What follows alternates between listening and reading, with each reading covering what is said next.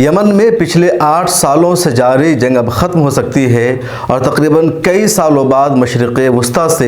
ایک اچھی خبر آئی ہے جس کو آپ خوشخبری کہہ سکتے ہیں۔ پچھلے 8 سالوں سے یمن میں سعودی قیادت اور حوثی ملیشیا کے درمیان جنگ جاری ہے اور اس جنگ میں لاکھوں افراد ہلاک ہو چکے ہیں، 12,000 سے زیادہ شہری مارے جا چکے ہیں، معصوم بچوں تک کی ہلاکت کی خبر آ چکی ہے، 85,000 سے زیادہ افراد متاثر ہوئے ہیں۔ اس کے علاوہ 10 ملین سے زیادہ لوگ متاثر ہوئے ہیں اور بار بار رپورٹ آتی رہی ہے کہ یمن کو بہت بڑی قحط سالی کا سامنا کرنا پڑ سکتا ہے۔ وہاں کی بلڈنگیں تباہ ہوئی ہے، کھیتی کی جو زمینیں ہیں وہ تباہ ہوا ہے، وہاں کا پانی تباہ ہوا ہے، وہاں کی انرجی تباہ ہوئی ہے، جتنے کچھ وسائل ہو سکتے تھے یمن میں سب کچھ تباہ ہوا اور پچھلے 8 سالوں کے دوران یہ ہوا۔ لیکن اب اچھی خبر آ رہی ہے کہ حوثی ملیشیا اور سعودی قیادت کے ایک وفد نے آپس میں بات چیت کی ہے اور یہ میٹنگ ہوئی ہے یمن کی راجدھانی سنا میں اور دونوں گروپ نے جنگ بندی پر اتفاق کیا ہے اور جنگ بندی کے جتنے لوازمات تھے ان سب پر اتفاق کیا گیا ہے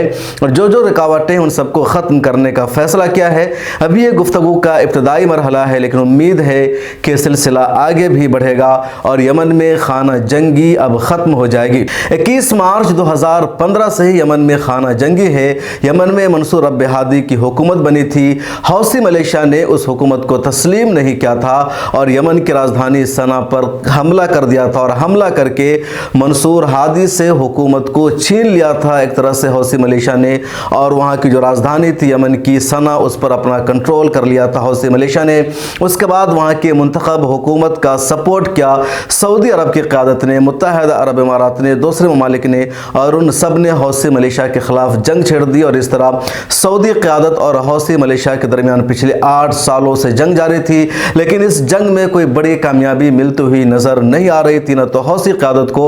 اور نہ ہی سعودی عرب کی قیادت کو۔ حوثی ملیشیا نے جن علاقوں پر قبضہ کیا تھا، جن علاقوں کو اپنے کنٹرول میں لیا تھا، اس کو آزاد کرانا بہت مشکل ہو رہا تھا۔ اب سب سے بڑا سوال یہ کہ حوثی ملیشیا کون لوگ ہیں، ان کے پاس اسلحہ کہاں سے آ رہا تھا، کہاں سے ان کے پاس تربیت یافتہ فوجی آ رہے تھے جو سعودی عرب کی قیادت کا مقابلہ کر رہے تھے، سعودی عرب کی قیادت میں جو فوج لڑ رہی تھی اس کا یہ لوگ مقابلہ کر رہے تھے، اور بات صاف تھا کہ کسی کی طرف نتیجہ نہیں نکل رہا تھا۔ چنانچہ الزام یہ لگایا گیا کہ ایران کی حمایت حاصل ہے حوثی ملیشیا کو،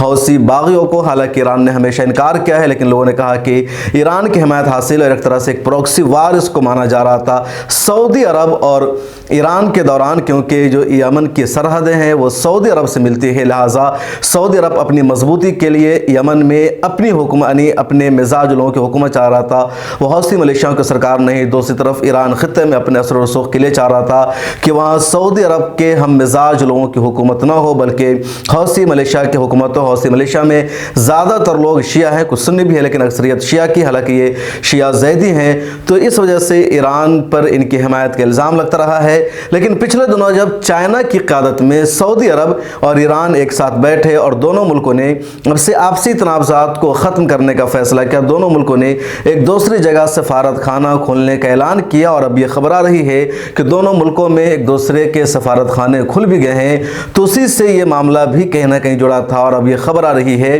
کہ حوثی ملیشیا اور سعودی عرب کی قیادت ایک میز پر بیٹھی ہے اور عمان کی قیادت میں دونوں گروپ کے درمیان صلح سمجھوتا ہو رہا ہے اور اس طرح 8 سالوں سے جاری جنگ ختم ہو جائے گی۔ تو ایک اچھی خبر ہے اور ایک اپنے آپ میں بڑی انقلابی خبر آ رہی ہے مشرق وسطیٰ سے کہ سعودی عرب اور ایران ایک ہونے جا رہے ہیں، ایران اور سعودی عرب ایک ہو سکتے ہیں، تو مشرق وسطیٰ کا اپنا غلبہ ہوگا اور رعب و دبدبہ ہوگا اور پھر دنیا کی کوئی بھی طاقت مشرق وسطیٰ اور عالم اسلام کو آنکھیں اٹھا کر نہیں دیکھ سکتی، کیونکہ دونوں ملکوں کے پاس اپنی طاقت ہے، اپنا اثر و رسوخ ہے، ان کے پاس ٹیکنالوجی ہے، ان کے پاس پیسہ ہے۔ لیکن یہ دونوں ملک جب آپس میں لڑتے ہیں تو ان کی ساری انرجی آپس میں ضائع ہو جاتی ہے۔ اس لیے چین کا جو اقدام ہے قابل ستائش ہے کہ انہوں نے سعودی عرب اور ایران کو ایک کرنے کا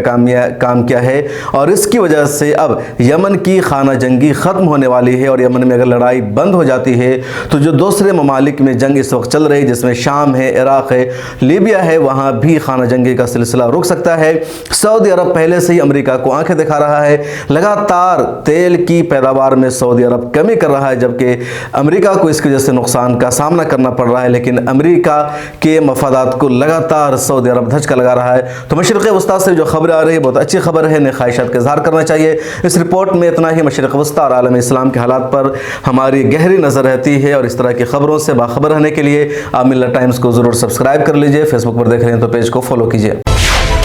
ملت ٹائمز کو آپ کی ضرورت ہے، ہماری آپ مالی مدد کریں۔